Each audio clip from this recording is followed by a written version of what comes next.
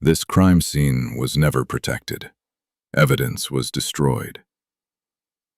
Mistakes were made within hours, and because of that, the truth was lost forever. NightCase Chronicle. Real stories, dark minds, hidden truths. This was the kind of town where nothing ever happened. People trusted each other without question. Doors were left unlocked at night. Windows were sometimes left open. Crime felt distant, almost impossible. People believed that violence belonged somewhere else, bigger cities, unknown places. Not here, not in this town. Neighbors knew each other by name. They waved in the mornings. They shared meals. They shared routines. No one believed something like this could ever happen here. And that belief was exactly what made the town vulnerable.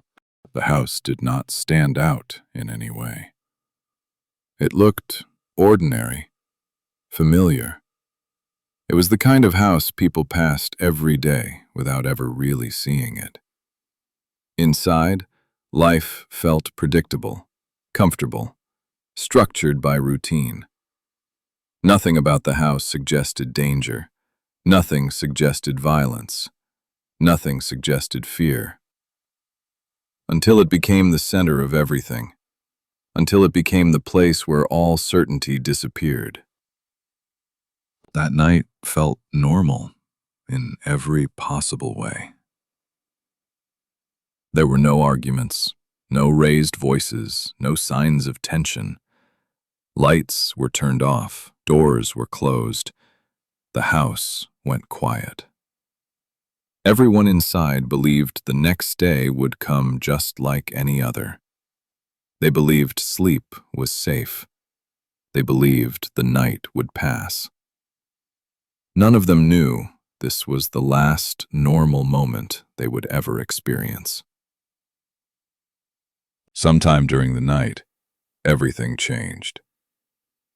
Someone entered the house, quietly, deliberately. There was no forced entry, no broken door, no shattered window. Nothing suggests panic. Nothing suggests chaos.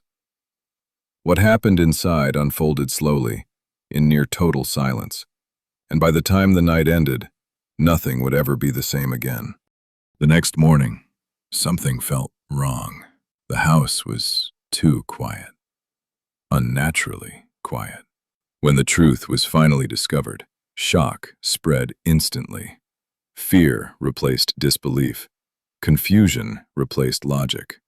But in those first moments, before anyone understood what they were seeing, a critical mistake was made. What should have been preserved was immediately disturbed.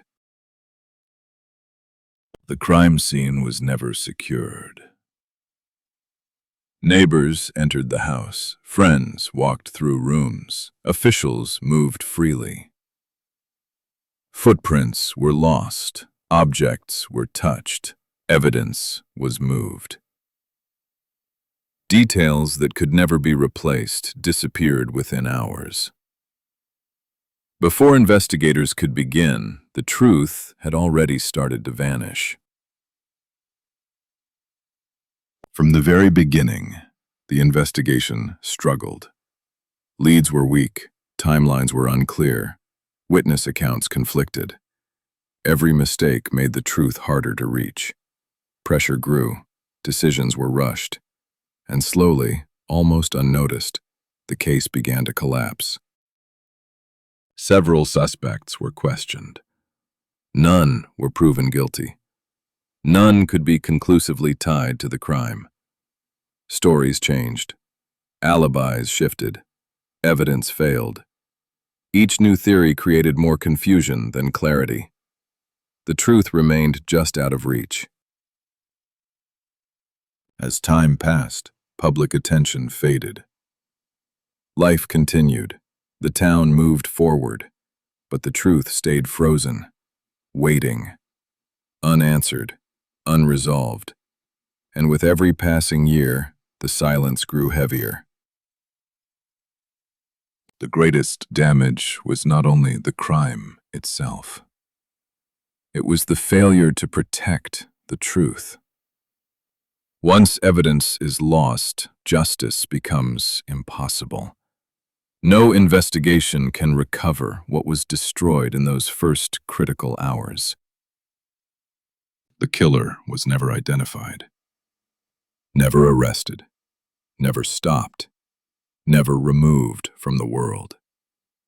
That means he could have been anyone, a familiar face, a trusted presence.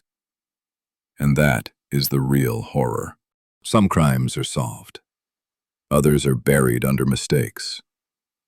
And once the truth is destroyed, it can never be recovered.